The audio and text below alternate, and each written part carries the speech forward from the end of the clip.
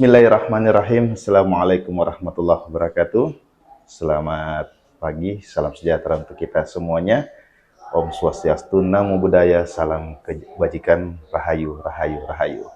Sahabat religi yang dimuliakan oleh Allah Subhanahu wa Ta'ala, pada kesempatan hari ini tentunya kita kembali lagi di etalase, di ruang informasi dan publikasi keagamaan dan pendidikan Kantor Kementerian Agama Kabupaten Kolaka.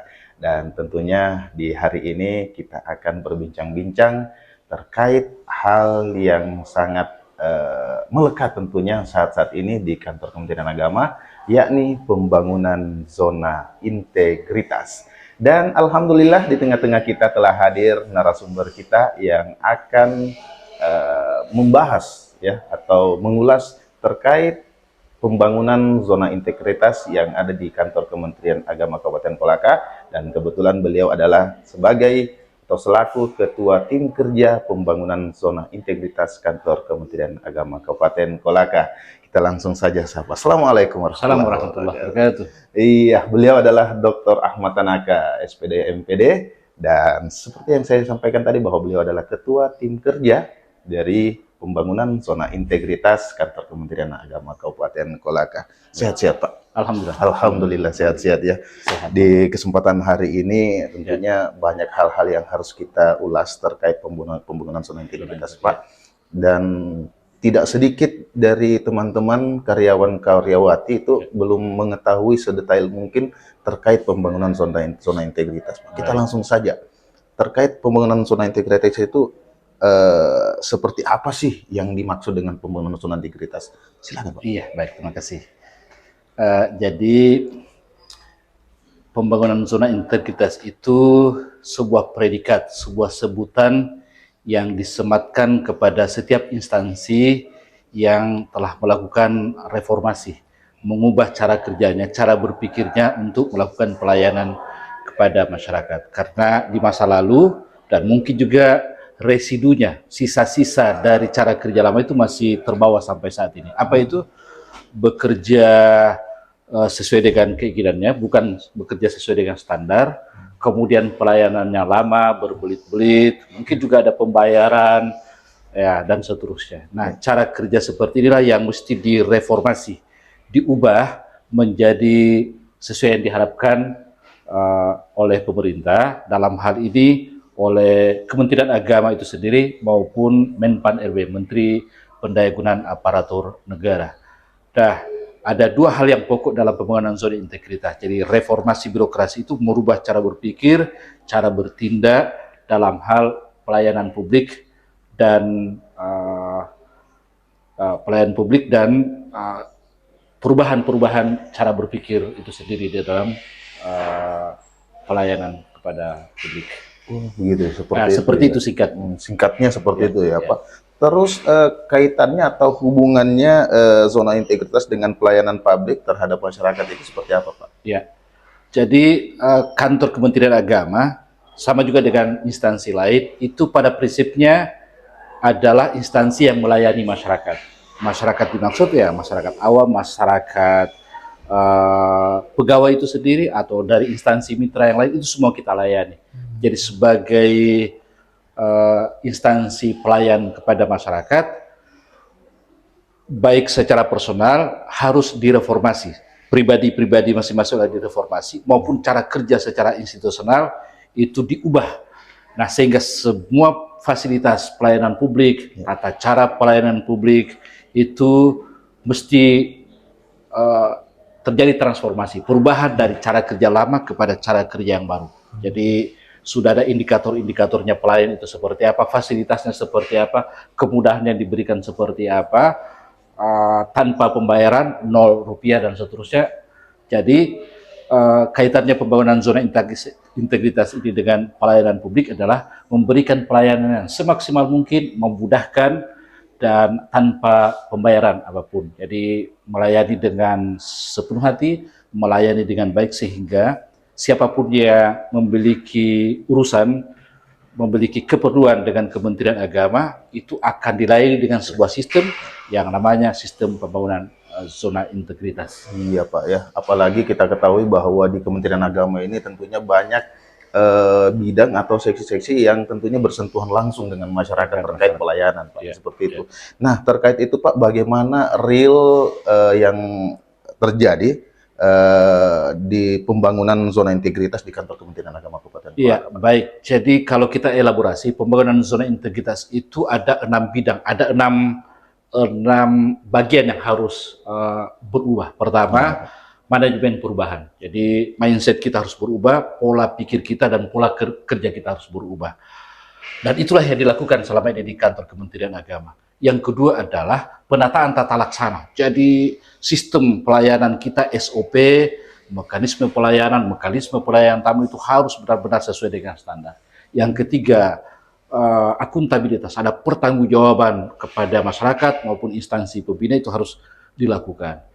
Kemudian pengawasan, jadi ada pengawasan internal yang akan melihat kinerja dari setiap unit-unit kerja yang ada. Jadi unit kerja maupun person-person yang ada. Termasuk juga adalah pelayanan publik itu sendiri, ya, akuntabilitas dan pelayanan publik. Jadi muara dari pembangunan zona integritas ini adalah perbaikan terhadap pelayanan publik dan layanan 0 rupiah, tidak ada gratifikasi, no pungli, no gratifikasi, dan itulah yang selalu kita lakukan di Kementerian Agama. Nah, ada kebiasaan yang kita lakukan di sini, setiap Senin itu kita melakukan, dalam 1 minggu kita melakukan survei terhadap semua tamu, mengisi identitas mereka dan apa yang mereka rasakan setelah dilayani. Jadi soal pembayaran, soal lama atau cepatnya dilayani, soal kenyamanan, soal fasilitas dan seterusnya, sehingga dan hasilnya dibacakan setiap hari Senin. Dan itu tergambar terhadap pelayanan yang ada di setiap unit kerja. Dan jika ada penilaian yang mungkin agak kurang, misalnya kurang puas, kurang ramah dan seterusnya, itu kita perbaiki. Tapi alhamdulillah selama ini pelayanan kita kelihatan dari hasil survei itu secara umum menggambarkan hal yang positif sesuai dengan tujuan dari pembangunan zona integritas itu sendiri. Wah, luar biasa tentunya Pak. Ini terkait zona integritas ini, saya juga ingin mendapatkan arahan atau himbauan atau mungkin harapan dari selaku ketua tim kerja pembangunan zona integritas ini, harapan Bapak terkait pembangunan zona integritas ini seperti apa Pak? Iya, baik. Jadi secara umum di tim pembangunan zona integritas itu ada tim-tim dan anggota yang bekerja sepanjang tahun. Dan itu hasil kerjanya diupload di aplikasi penilaian mandiri pembangunan zona integritas atau aplikasi PMPZI. Dan itu kemudian akan berkelanjutan dinilai oleh tim penilai internal dari Ortala Kementerian Agama. Lalu kita berusaha untuk bisa lolos ke tahap selanjutnya agar bisa dinilai oleh Menban. Dan intinya kita berbenah. Jadi sistemnya bukan hanya administrasinya yang kita siapkan, tapi pola kerja dan pola pelayanan kita benar-benar harus berorientasi pada pelayanan. Jadi misalnya hal yang kecil, di kantor kita ini ada petunjuk mulai dari luar akan dipandu oleh security. Kemudian ada rambu-rambu di mana gedung-gedung utama, setelah masuk di ruangan lagi akan ditujukan ke ruangan mana, bahkan ada lintasan untuk disabilitas dan ada titik kumpul dan seterusnya. Itu ada, termasuk ada ruang menyusui, ruang laktasi, ruang bermain anak dan layanan lain-lain. Jadi ada PTSP, pusat pelayanan terpadu satu pintu yang sudah standby, terlatih, yang siap untuk memberikan pelayanan yang sebaik-baiknya. Jadi sebagai warga Kementerian Agama, laksanakan itu sesuai dengan rambu-rambu yang telah ditetapkan, agar demikian juga unit-unit kerja yang ada. Jadi baik di seksi-seksi, di madrasah, di KUA, itu ada, kita harapkan agar semua person warga Kementerian Agama melakukan perubahan cara berpikir, cara bertindak untuk memberikan pelayanan sebaik-baiknya kepada masyarakat. Demikian juga kepada masyarakat, kita harapkan mudah-mudahan dengan pembangunan zona integritas ini mendapatkan layanan yang sebaik-baiknya di Kementerian Agama. Betul sekali Pak ya.